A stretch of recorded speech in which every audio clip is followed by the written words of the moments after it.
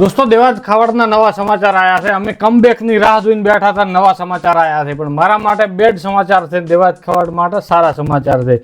એમણે ભગવતસિંહ સાથે જે મેટર હતી ને એ સોર્ટ આઉટ કરી નાખી। ગુજરાતના સાહિત્ય જગત સાથે જોડાયેલા સૌથી મોટા સમાચાર મળી રહ્યા છે કે દેવાયત ખવડે મોટું સમાધાન કર્યું હોવાની વાત સામે આવી રહી છે।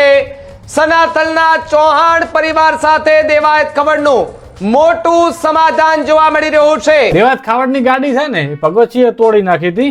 ડાયરા બાબતની અંદર કંઈક બબાલ થઈ હતી, દેવાજ ખાવડે હા પાડી દીધી, પછી ના પાડીને એ કંઈક મેટર હતી, તો ગાડી ઉપર હુમલો કર્યો, કાચ તોડી નાખ્યા, ડ્રાઈવરને માર્યો ને જેમ તેમ બધું।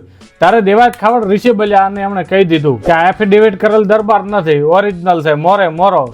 એફિડેવિટ કરેલો કાઠી દરબાર નથી, તમને હજી કહું છું, તમે તૈયારીમાં રહીજો ફૂલ। ભલે ભલે હા। આજથી 4-5 મહિના પહેલા તલાલામાં મોરે મોરો હાલ દીધો। ગાડીના કાચ બાજ મારા બધા ફોડી નાખ્યા, પછી મને બહાર કાઢ્યો, મને કીધું બહાર નીકળ, આ શબ્દ બધા બોલીને, અને મને રિવોલ્વર બતાવી કે આ તારી આટું 2 નંબરની રિવોલ્વર લાવ્યા છું, તને પાડી દેવાનો છું, એમ કરીને મને 4-5 પગમાં જે ધોકા મારે એમાં ફ્રેક્ચર થયું છે। એમાં ધ્રુવરાજસિંહ સાથે બહુ ખરાબ થયું, એમની ગાડી ભાગી નાખી, એમને બંધક બનાવીને માર્યા, એવું ધ્રુવરાજસિંહ કહેતા હતા, ને આજે બંને એકબીજાને પેડા ખવડાવી રહ્યા છે। નો અંત જે છે તે અત્યારે આવી ગયો છે।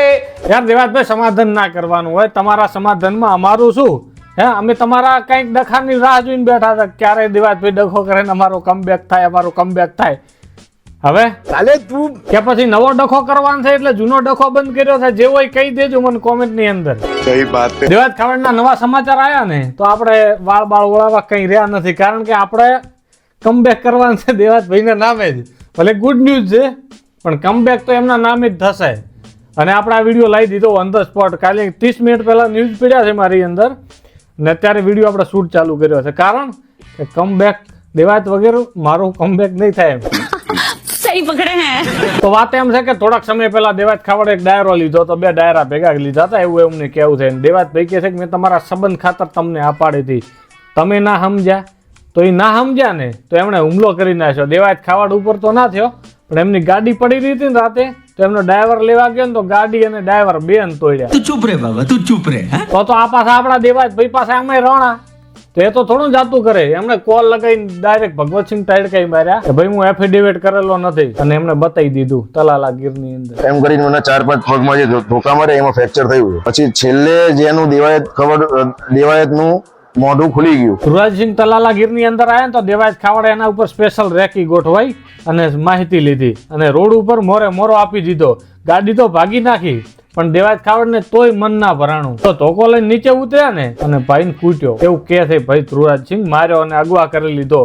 અને હા, અને મારતા હતા ને તાર બુકાની ખોલાઈ ગઈ દેવાજભાઈની। બોલો ક્યાં ગુંડા બનેગા રે તું? માની લો દેવાજભાઈ તમારું મોઢું એને ના જોયું હોત ને તો કેસ તો તમારા ઉપર જ આવવાનો હતો। सही पकड़े हैं।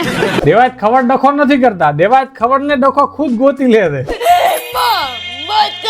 આ બધું થઈ ગયું ને આજના અત્યારના સમાચાર છે કે દેવાજ ખાવડ, ધ્રુવરાજસિંહ અને ભગવતસિંહ સાથે મેટર સોર્ટ આઉટ થઈ ગઈ છે। બહુ સારા સમાચાર તો છે જ, અને જ્યાંથી દેવાજ ખાવડે ધ્રુવરાજસિંહ ની માર્યા હતા ને એ જ હાથે આજે પેટા ખવડાવી રહ્યા છે।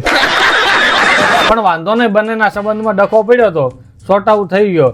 હવે હું તો એવું ભગવાનને પ્રાર્થના કરીશ કે દેવાજ ખાવડ કોઈક ડાયરામાં બોલી લે તો મજા આવે, અને નહીં બોલે ને તો બોલશે, કારણ કે અત્યારે જય થડેશ્વરની અંદર જે પોડકાસ્ટ આવ્યું ને એમાં છે બ્રિજ રાજદાન ગઢવી, કંઈક તો બોલ્યા છે, તો મેન ડખો તો હવે આવશે। તો તમારા ભાઈનું કમબેક શોર્ટ ટાઈમમાં આવેલું પડ્યું।